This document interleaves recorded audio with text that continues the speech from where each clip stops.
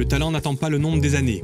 Ça tombe bien, car Battista Agostini Grocchi n'a pas le temps d'attendre. Son truc, c'est d'essayer d'abord, d'apprendre ensuite et d'approfondir enfin, puis passer à autre chose. Jusqu'où? Jusqu'à quand? Pour cela, il faudra se donner rendez-vous dans 20 ans. Mais avant cela, suivons pas à pas le parcours déjà bluffant de ce jeune homme, avec ou sans filtre.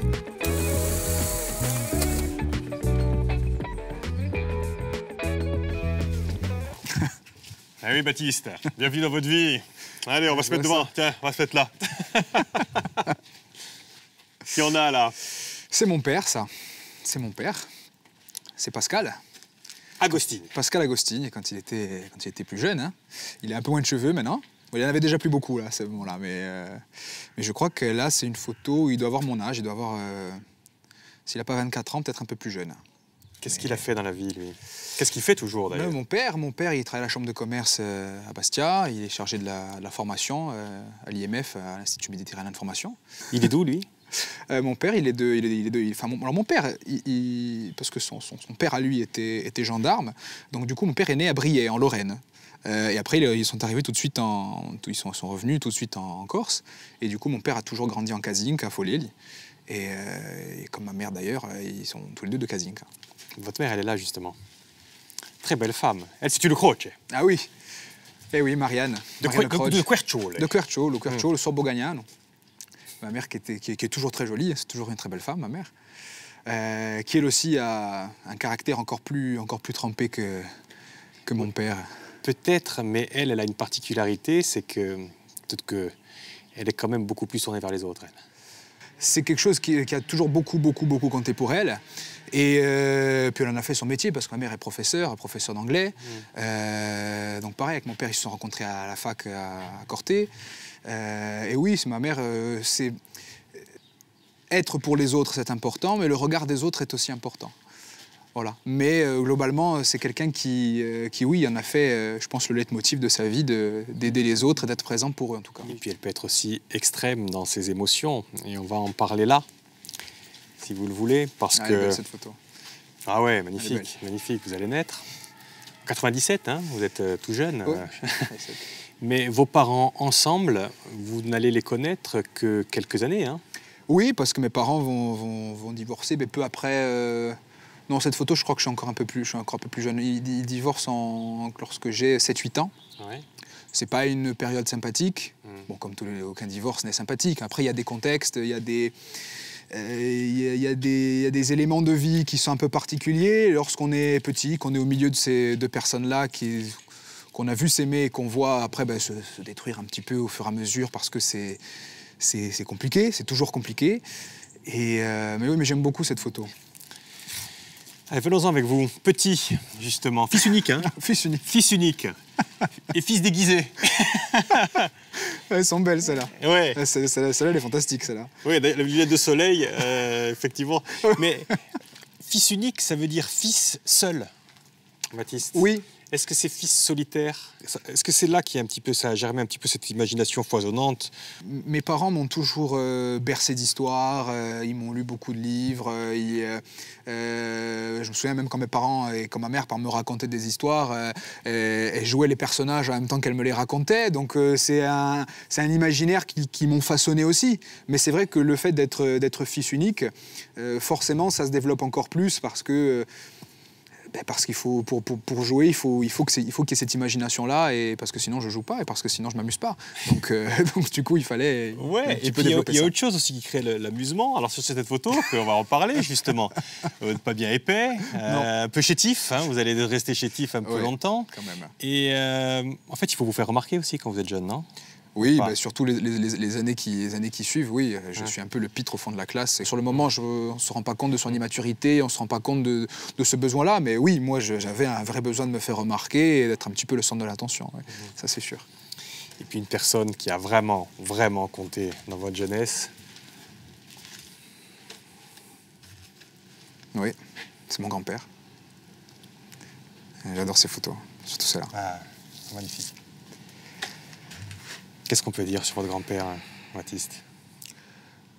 Mon grand-père, c'est le héros de ma vie, comme on en a tous à un moment donné une personne qui compte à ce point-là. Moi, J'ai eu la chance de le connaître. Il y a des gens qui n'ont pas la chance de connaître leurs grands-parents. J'ai eu la chance de vivre de belles choses avec lui. Je pense que cette photo, elle parle d'elle-même. Je pense que cette photo, elle résume ce qu'il était aussi. Parce que... voilà, moi, je suis un peu ému à voir ces photos-là parce que c'est... Même si c'est des photos que je vois tous les jours après, parce que vous les avez encore toujours posées sur ma table de nuit et il est toujours avec moi. Parce qu'il vous a dit quelque chose un jour. Votre grand-père, il va mourir en 2008. Oui, c'est ça. Et avant de mourir, il a conscience qu'il va mourir. Il dit, viens là, toi. Oui, mon grand-père est décédé en 2008 d'une tumeur au cerveau. C'était une période extrêmement compliquée pour toute la famille parce que mon grand-père, c'était vraiment le pilier de la famille Croce. Et à un moment donné, il est fatigué. Il avance avec un déambulateur parce que c'est compliqué. Puis, alors mes grands-parents habitaient, ma grand-mère habite toujours dans une maison où donc il y avait un étage. Il m'a fait monter à l'étage avec lui, malgré les difficultés pour lui de se déplacer. Et il m'a parlé. Alors, ce qu'il m'a dit, ça reste entre lui et moi, et ça restera toujours entre lui et moi jusqu'à la fin de mes jours. Mais c'est les mots qui guident mon quotidien, et j'essaye d'être ce qu'il aurait eu envie, je pense, que je sois. Parce que les mots qu'il a prononcés, parce que ce qu'il a dit, parce que son courage à ce moment-là. Alors c'est une discussion que j'avais pas du tout envie d'avoir parce que j'ai compris ce qu'elle signifiait. Ouais. Et c'est vrai que j'aurais voulu l'avoir un peu plus tard, au moins. Voilà. Mais ça a été une période compliquée, mais c'était le soleil de nos vies, de ma vie, hein, le soleil de la vie de ma grand-mère aussi, à qui il manque beaucoup, et il nous manque encore tous les jours, mais moi je considère qu'il est toujours là avec moi. Voilà. Et on va voir comment il va vous accompagner, vers quel destin. On ne va pas en parler là, on va pas être dans une autre pièce. D'accord. Hein? Allez, venez avec moi.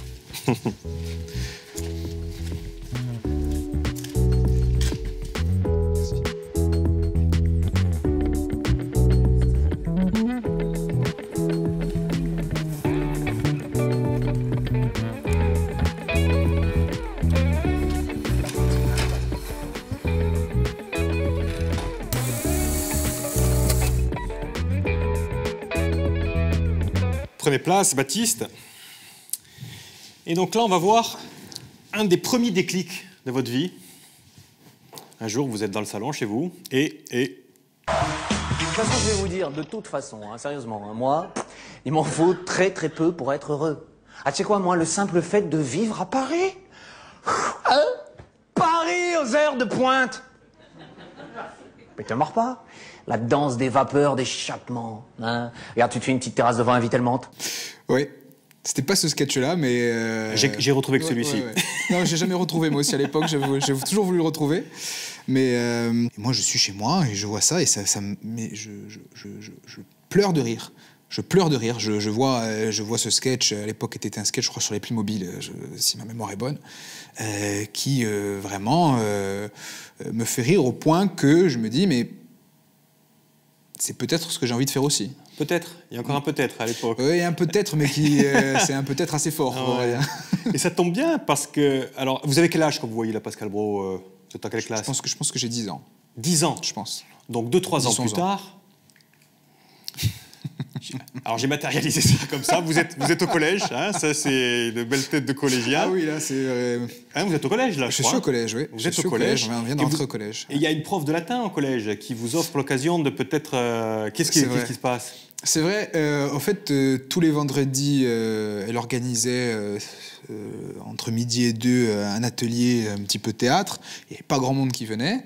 Et puis, donc moi avec quelques copains, alors Jacques-Antoine qui est mon meilleur ami à droite, je ne sais plus s'il y était à cet atelier-là, mais en tout cas, il y avait Paul-Antoine qui est juste derrière, qui venait avec moi.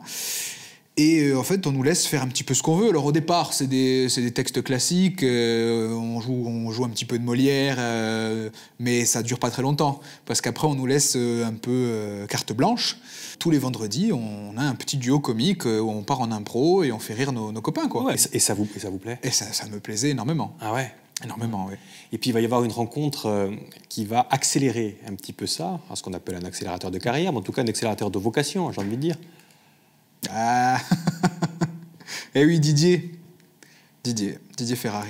Qu'est-ce qui se passe avec lui? Je m'inscris sur Facebook et j'écris à tous les comédiens et tous les humoristes qui me font rire. Que ce soit les Parisiens, j'ai écrit à Pascal Brault à l'époque, il m'avait répondu. Et j'ajoute Didier, puisque je vois les extraits de son spectacle, et ça me fait beaucoup rire. Et puis je me dis, bon, quelqu'un qui fait du one-man show en Corse, il n'y en a pas 100 000. Hein, et je l'ajoute et je lui écris, je dis que je veux faire ça. Et très vite, il me répond. Et puis on se donne rendez-vous, puisqu'à l'époque, il jouait au théâtre de l'Usine à Liège de Porto Vecchio. Il jouait l'été, donc son spectacle s'appelle Le Grand Saut. Et j'y vais durant l'été, et à la fin de son spectacle, il vient me voir, alors, et on sympathise, et du coup, c'est une amitié qui s'est créée, et je lui dois beaucoup. Et vous lui devez beaucoup, parce qu'avec cette amitié, après, il part au Festival d'Avignon. Votre papa vous emmène voir Didier Ferrari au Festival d'Avignon. Oui. Il est plutôt off, lui, hein? Oui, Festival off d'Avignon, ouais, et ça. Il voit que vous le suivez, en fait. Vous avez quel âge, là? Vous avez, J'ai entre 12 et 13 ans. 12 et 13 ans. 13 ans. Et il va même vous faire une proposition à ce moment-là. Il me fait une proposition assez intéressante, puisqu'il me dit, est-ce que tu es chaud pour faire ma première partie au mois de septembre prochain, en 2010, le 29 septembre 2010, à Corté. Et j'ai accepté, j'avais 13 ans et j'ai accepté. Oui, sauf qu'il ne vous a jamais vu jouer. Jamais. Il ne sait pas si vous êtes drôle. Pas du tout. Il fait une confiance en même, c'est un truc de fou. C'est ça. Et vous dites oui. Moi, j'ai dit oui. L'été se passe, le mois de septembre approche. Il vous a jamais vu jouer encore? Jamais. Et puis, c'est à ce moment-là que vous recevez quand même un coup de fil ou quoi, et vous dites, viens quand même faire une petite répétition avant, non? C'est ça. Et donc, Didier m'appelle. Baptiste, comment ça va? Bon, le 29, oui, tu joues avec moi le 29, oui, c'est bien. Mais viens quand même un petit peu avant, tu sais quoi, comme ça on répète ensemble. Donc, il y était avec sa metteur en scène de l'époque, Catherine Chaube. Et j'arrive à 14h pour jouer le soir à 20h ou 21h. Et en fait, je répète avec lui tout l'après-midi. Spectacle que vous avez quand même écrit un petit peu avec votre maman, quand même. C'est vrai parce que, disons que moi j'avais mes sketchs écrits, et mon seul public à ce moment-là, c'est ma mère. Ouais. Donc je teste mes sketchs sur ma mère, alors il y en a qui marchent, il y en a d'autres qui marchent pas trop, et ma mère...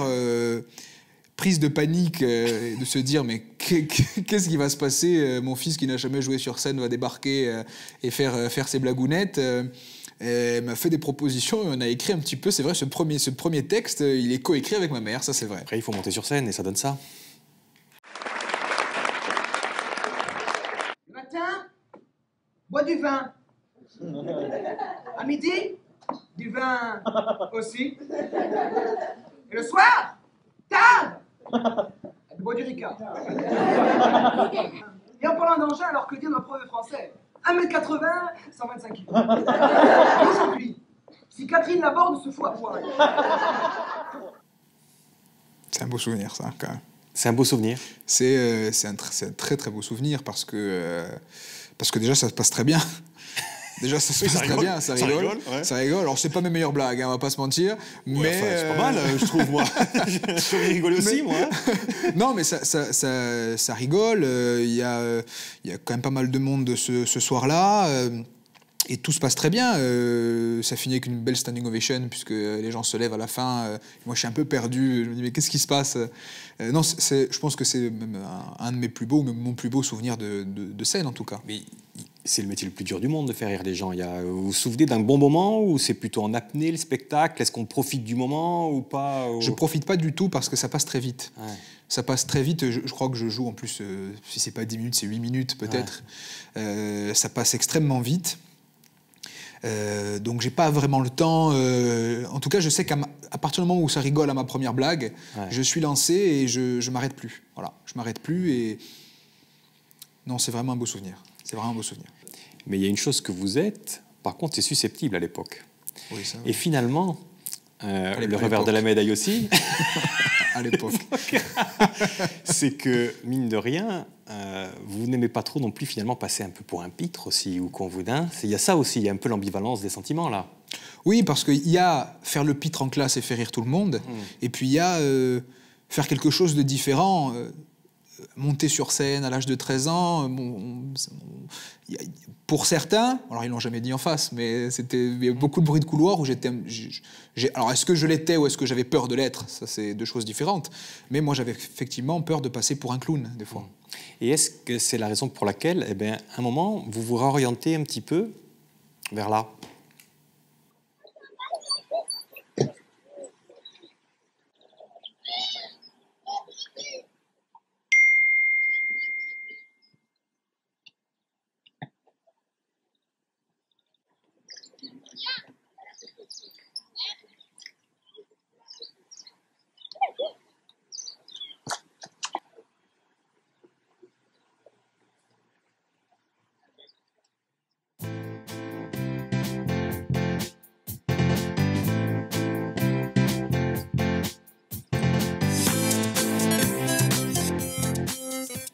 premier film, Baptiste.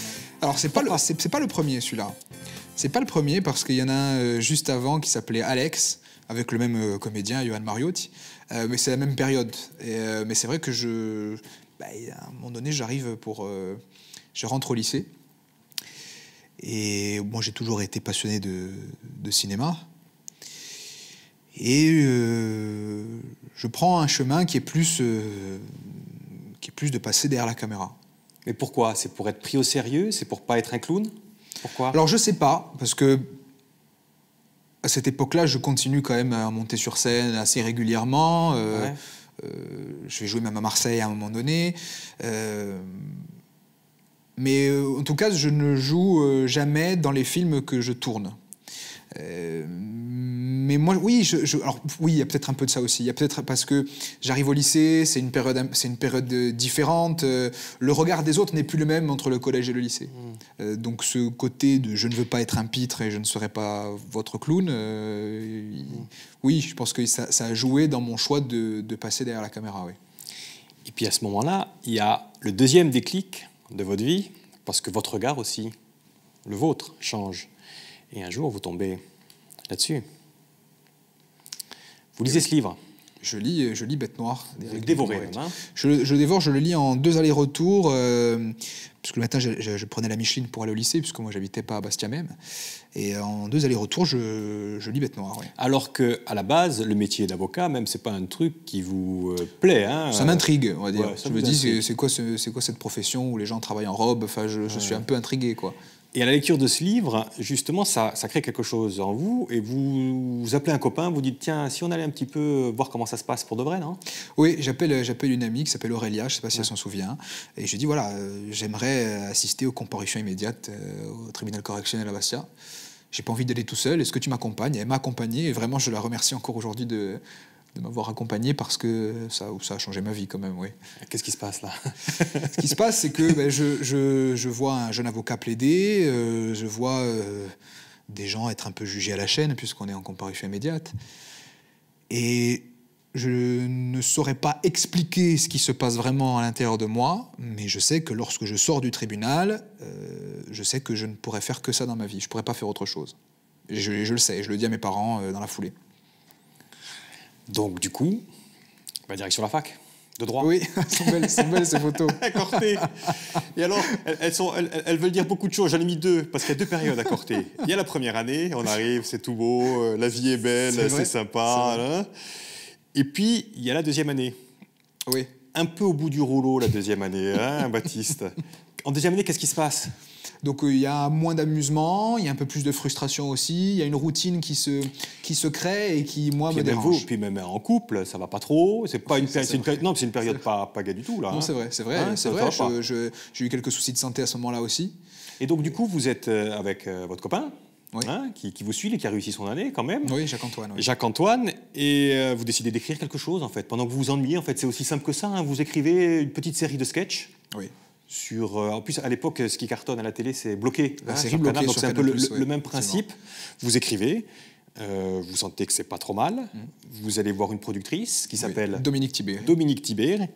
Vous donnez rendez-vous à Corté et vous lui montrez quelque chose, hein, ce que vous avez écrit, c'est ça, hein, avec un iPad d'ailleurs. Oui, c'est vrai. On n'avait même pas imprimé les scénarios, c'est vrai.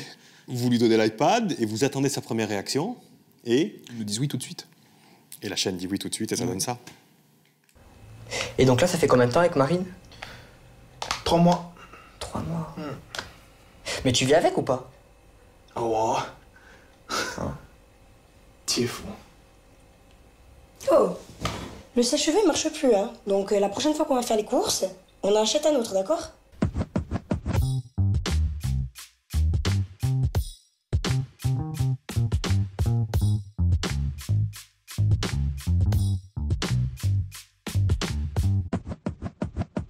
C'est parti, donc 84 épisodes. Hein, 84, oui. 2 millions de vues sur YouTube. C'est une vraie réussite et pour la chaîne et une réussite sur Internet. Vrai succès.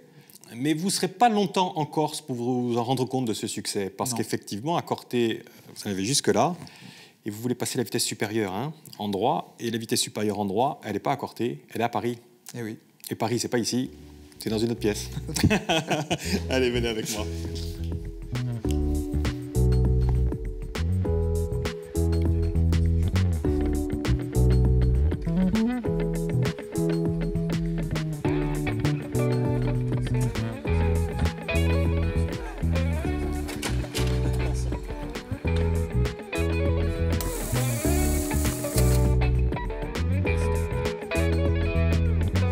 Allez Baptiste, nous voilà à Paris.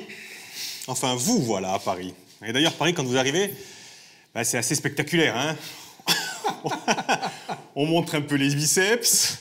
Sauf que Baptiste, rapidement, cette robe-là d'avocat, vous vous rendez compte que c'est pas facile de la voir. Et cette première année à Paris, les notes, elles suivent pas trop, quoi. Disons que ça devient beaucoup plus difficile, les cours sont beaucoup plus intensifs et les notes, effectivement, je perds 3-4 points sur ma moyenne par rapport à Corté. Je me retrouve pour la première fois de ma vie au rattrapage. Mais vous ne sauriez pas du tout. Non, en pas fait. du Ça tout. va pas du tout. En fait, il y a même un peu cette espèce de syndrome de l'imposteur où vous vous dites je vais rentrer en Corse. Je suis parti un petit peu en voulant montrer aux autres de quoi j'étais capable. Et en fait, c'est exactement ça. Je me dis, ben, finalement, tu as voulu partir, tu as fait le malin, et puis ça va être un retour à l'envoyeur. Tout le monde va avoir son année, toi, tu vas avoir une année de retard derrière. Oui, c'était effectivement le syndrome de l'imposteur. J'arrive à la fac, j'arrive à la Sorbonne, j'ai l'impression d'être à Poudlard et je me dis mais qu'est-ce que je fais ici en fait. Oui, il y a quelques mois, un peu compliqué. Voilà. Très très difficile. À tel point que vous vous dites bon ben je vais me mettre vraiment à travailler pour l'avoir cette robe, mais avant de vraiment travailler, je vais quand même faire quelque chose qui me tient vraiment à cœur. Et c'est ça.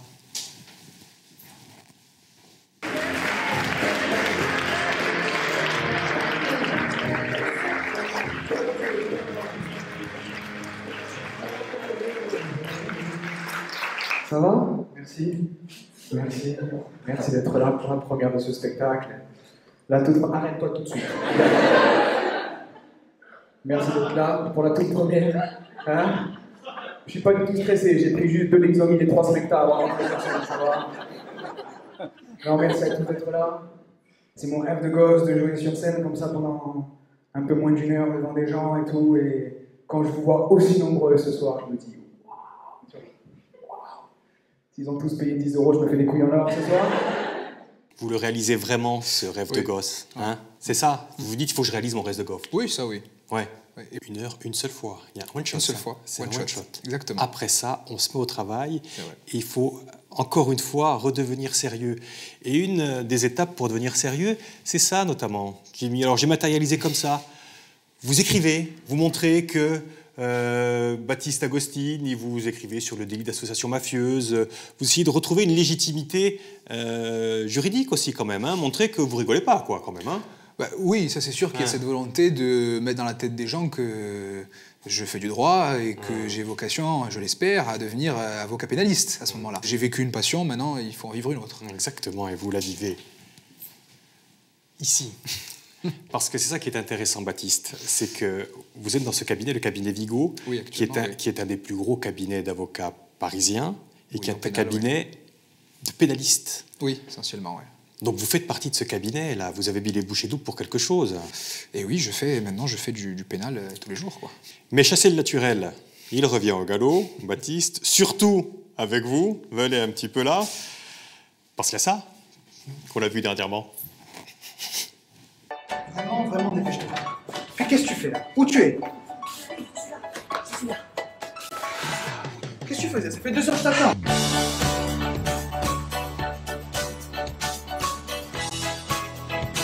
Localisé. La suite de Student. Vous ne pouvez pas vous empêcher, hein. Il faut revenir à chaque fois à la télévision ou c'est parce que c'était une commande et il fallait à tout prix... C'était pas une commande à la base, c'était une proposition du moyen. Ça avait été discuté, mais c'était pas écrit.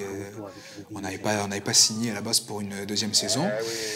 Donc avec mon meilleur ami, Jacques-Antoine Londo-Cancelliere, avec qui j'ai tout écrit, eh bien on s'est dit d'accord, on part pour une 2e saison, mais on a négocié pour faire en sorte que ce soit quelque chose de différent, pour que ce soit du cinéma et plus du divertissement. Et finalement, ça donne un film d'1 heure et demie qui s'appelle Localisé et qu'on a pu diffuser cet été en salle. Voilà, exactement, avec cette belle équipe, cette équipe incroyable. Un très beau souvenir et un très bel avenir aussi, parce que j'ai mis cette photo, il a échappé à personne que vous citez son nom depuis le début, c'est votre copain d'enfance, hein, Jacques-Antoine, encore aujourd'hui. Oui, toujours. Et vous avez encore des projets en commun tous les deux. Il y a une phrase que vous vous dites tous les deux depuis tout petit, c'est quoi? C'est quand un de nous deux a un coup un petit peu un coup de mou et qu'il n'est pas bien, on dit ne t'inquiète pas, on sait comment ça va se finir. Mais sauf que la vie est ainsi faite que c'est souvent la vie qui décide pour nous. Et des fois, il y a des imprévus. Et les imprévus, ils sont là, Baptiste. Et je l'ai matérialisé avec ça. Ouais. Tout va bien dans ma vie à ce moment-là, et puis je sens une grosseur au niveau de ma gorge, et je pense que j'ai grossi tout simplement, je pense que j'ai pris du poids, j'avais pris du poids, mais j'y prête pas trop attention, puis je vais quand même voir le médecin, et bon, il s'avère que on m'a diagnostiqué un cancer papillaire de la thyroïde, et j'ai eu 2 opérations pour m'enlever la thyroïde, et ensuite un traitement qu'on appelle le traitement à l'iode radioactive, qui enlève toute trace de cette maladie. Alors j'ai eu de la chance, parce que c'est un cancer pour lequel on a un traitement et qui se soigne extrêmement bien. Moi j'ai gardé le moral, mais c'est vrai que ça a été difficile pour mes parents et pour mes proches. Ouais. Et une fois de plus, vous allez nous surprendre en rebondissant. Et votre rebond actuel, c'est celui-ci. Un livre, carrément, un Baptiste. roman, ouais, ouais. Ce livre, alors je ne l'ai pas fini, j'ai commencé à le lire, parce que vous me l'avez envoyé trop tard. Mais impressionnant livre, Baptiste. Baptiste, si j'ai bien compris, ce livre, vous avez commencé à l'écrire quand ça allait mal, quand vous êtes arrivé à Paris. Oui, en fait. je l'ai écrit quand Vous commenciez à écrire, à noircir un petit peu quelques feuilles, et puis un jour, vous avez fait lire à des proches, on vous a dit, édite-le. Et à mon avis, c'est un acte de courage énorme que vous faites. Parce qu'effectivement, c'est peut-être une autofiction, mais il y a quand même beaucoup de vous. Celui-là, le livre, il est sans filtre. Hein. Ah oui, ça pour le coup, il est sans filtre. Et il est vraiment sans filtre. Je vous conseille de le lire. Pourquoi vous avez à tout prix voulu l'éditer d'ailleurs? Au départ, c'était pas du tout le projet. Ouais. Au départ, c'était justement, c'était plus à la fois pour me soulager de moments un peu compliqués, mais je voulais tester aussi ma plume sur un autre style, et je l'ai fait. Ça a pris une dimension un peu plus importante au fil du temps. Et puis quand je l'ai fait lire et qu'on m'a dit tu devrais l'éditer, j'ai suivi ce conseil-là, et bon, les éditions Maya m'ont fait confiance, et je suis content. Mais c'est vrai que j'appréhendais un petit peu la sortie, parce qu'effectivement c'est une fiction, ça reste une fiction, mais il y a évidemment des choses qui sont un peu similaires à ce que j'ai pu vivre, parce que c'est un premier roman, et je crois que c'est difficile pour un premier roman de s'inspirer d'autre chose que de soi. Exactement. Voilà. Acte courageux. Et de toute façon, de manière générale, vous êtes quelqu'un de courageux parce que vous allez au bout de vos rêves. Hein. Monter sur scène, c'est courageux. Vouloir faire du cinéma, c'est courageux. Le livre, avocat. Vraiment, vous êtes un jeune homme courageux, Baptiste. Je suis content de vous avoir rencontré. Je suis très content, moi aussi. Allez, à côté de moi pour le selfie. La dernière photo de l'émission. Ça a été un plaisir de vous suivre pendant cette demi-heure. On se retrouve dans 20 ans pour voir si vous continuez de faire autant de choses ou si vous avez... Même avant, hein, si possible. Hein. Allez, Baptiste.